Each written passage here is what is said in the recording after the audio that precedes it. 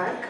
And I will be speaking about the political economy and really how our experience in Africa, in the global south, is an experience of inequality by design. And I'll explain what this means.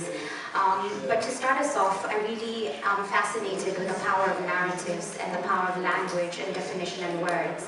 And I really like what Esther redefined as foreign direct exploitation. It's one that I will be taking forward. But what Rachel really does, and the work that TJN is doing, is really changing the narrative on its head. For far too many conferences, spaces, on the news, in the media, we hear how Africa is corrupt. We are the land of corruption. The TI index shows Africa in red. We are the most corrupt in the world. But when I begin to think, and I started thinking about this last year, and it's really, really amazing to have it with the detail and the technical detail that TGN puts forward. If you look at the map of the world and map out where the tax havens are, it's a complete opposite of where the corruption lies. And if you look at the amounts of money that we're talking about, it's incomparable. Africa loses a minimum of $100 billion through illicit financial flows.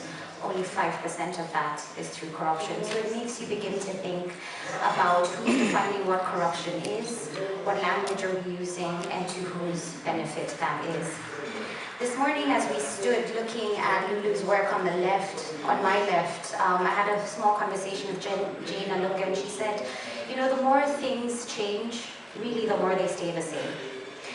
And so we're fighting underlying structural battles that are constantly the same and have been the same for the last few generations.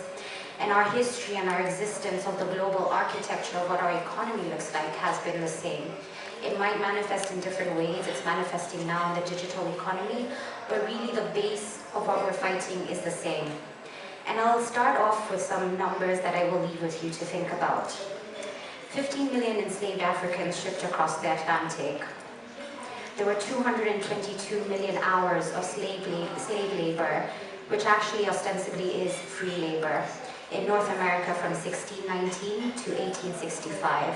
And this doesn't include social and reproductive hours that were spent reproducing the slaves for this labor. Paid at the US minimum wage, that would be worth currently $97 trillion injected into their economy through the slave trade.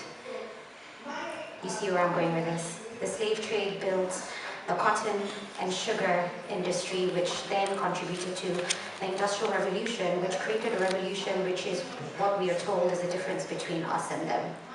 They worked hard, they produced, they created an industrial revolution, and they're where they are and we are where we are, and we question that to say it was built on our backs, using our labor and using our products. I'll fast forward now, and I'll speak from the Global South, and we can extrapolate the figures for Africa specifically. But the Global South produces 77% of global raw materials. We also produce 75% of land-based goods. We also produce 80% of all labor, and this does not include, again, unpaid labor for women, so our social and reproductive labor is not included in that 80%. However, we only receive 5% of income from the global growth that we experience. And so you can begin to see a trajectory, a pattern, a history repeating itself in a different form with a different name. And so it's very clear that for the current economic models, the economic architecture, something needs to subsidize it. Women's labor, African production, our oil, our coltan, our gas is subsidizing the global economy, and we are benefiting almost nothing from that. And so in this redefinition of things, the status quo is also redefining itself and coming at us in different forms. And the new kid on the block is public-private partnerships. The Financing for Development meeting in 2015 positioned that with the SDGs having a gap in financing of trillions every year, we need to look at new financing models to resource our development. And this comes in domestic resource mobilization and in private finance. And so, public-private partnerships are your silver bullet to developing your countries, your states, your continents. Roll in the World Bank, and they're maximizing for finance, which I think we've all heard of. a narrative of the cascade approach, which really is what Robert talked about, is how do we make ourselves as attractive as possible for investment, for development, for us to develop and for us to grow. My question is, growth for who? And so we're pushing this concept of public-private partnerships and being attractive to private investment for our development.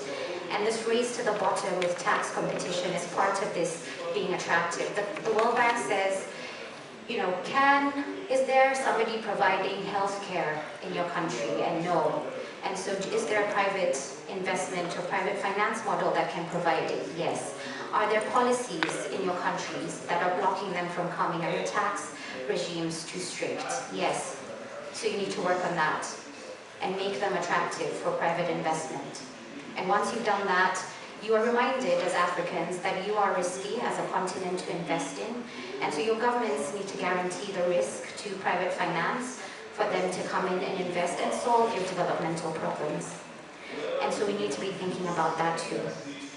A friend and comrade, Titus Orlando, based in Mozambique, asks, with regard to PPPs, does this mean that the African state is inherently and perpetually incapable and ineffective to provide development for its people?